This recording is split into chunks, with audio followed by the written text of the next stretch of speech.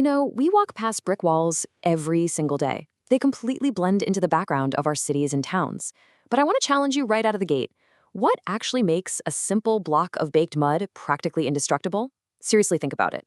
That humble rectangular block you barely notice is actually a highly engineered tool with literally thousands of years of material science packed right into it.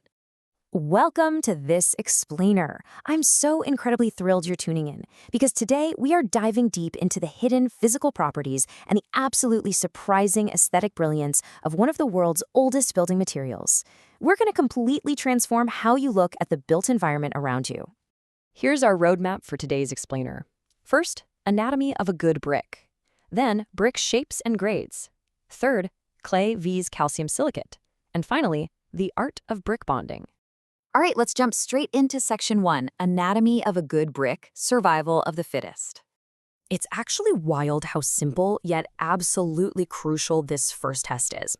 To make sure a building isn't permanently damp or structurally weak, engineers have to measure a brick's density and weather resistance. So here's what they do. First, you take a perfectly dry brick and immerse it completely in water for a full 24 hours. Then you pull it out and weigh it again to find the difference. For a high-quality, first-class brick, that water absorption absolutely cannot exceed 20% of its dry weight. Because if it drinks up too much water, well, you've got a sponge, not a building block. And speaking of structural integrity, 55 kilograms per square centimeter is the magic number. That is the seriously impressive minimum crushing strength a standard brick has to withstand when it's put into a massive compression machine. Engineers will actually fill the little indentation on top of the brick, that's called the frog by the way, with a cement sand mortar. Let it harden and then just press it until it breaks. If it shatters before hitting that 55 mark, it's an instant fail. So obviously, a brick needs to be strong and weather resistant. But there's another incredible test you can do right out in the field, and it relies entirely on your senses. It's called the soundness test. If you take two bricks in your hands and strike them together, you really shouldn't hear a dull thud. What you want is a clear, crisp, metallic ringing sound. That precise acoustic ring tells a mason instantly that the brick is high quality, totally uniform, and completely free of any hidden internal cracks. It's like a tuning fork for masonry. Moving right along to section 2, brick shapes and grades, categorizing chaos. You see, there's a strict hierarchy in masonry. Not all bricks are created equal. We start right at the top with grade A, the first-class brick. These are your pristine, hard blocks with perfectly sharp edges, and they're used for superior exposed facework.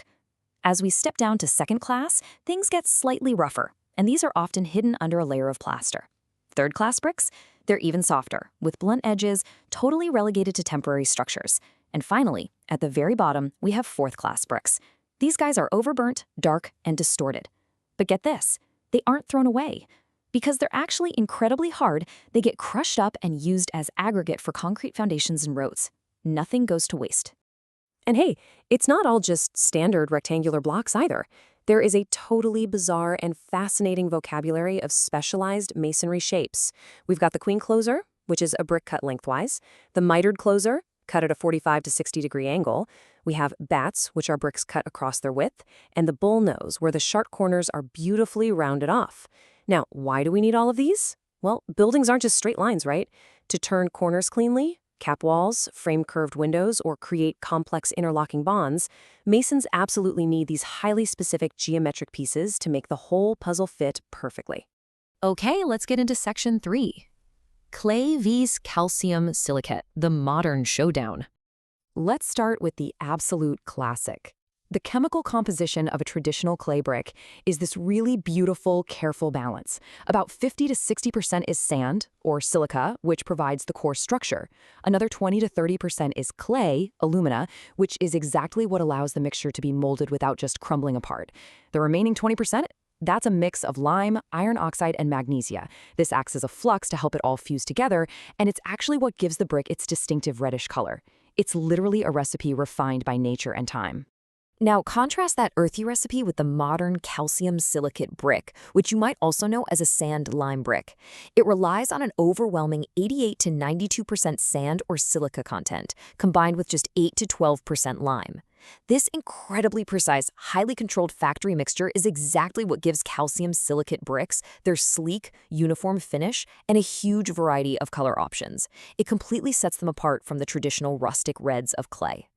As you might guess, these distinct compositions require incredibly different manufacturing processes. Traditional clay bricks are totally a product of the elements.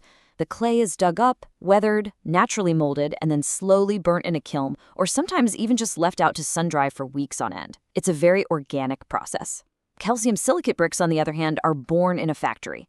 The sand and lime mixture is pressed into molds using massive hydraulic power and then transferred into heavy-duty autoclave steel cylinders.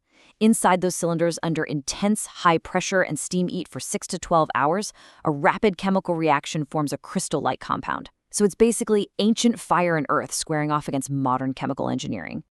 And that brings us to Section 4, the art of brick bonding, mud to masterpiece.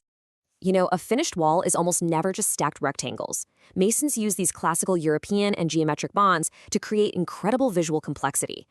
Take the Flemish bond. It alternates long sides, called stretchers, and short sides, called headers, for a super balanced, sophisticated look. The Dutch bond offsets those headers to create these really dynamic diagonal lines running right across the facade.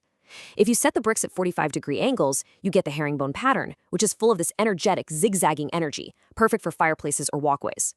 Or check out the basket weave, alternating horizontal and vertical pairs to simulate a rich woven texture. And the best part? These aren't just aesthetic choices.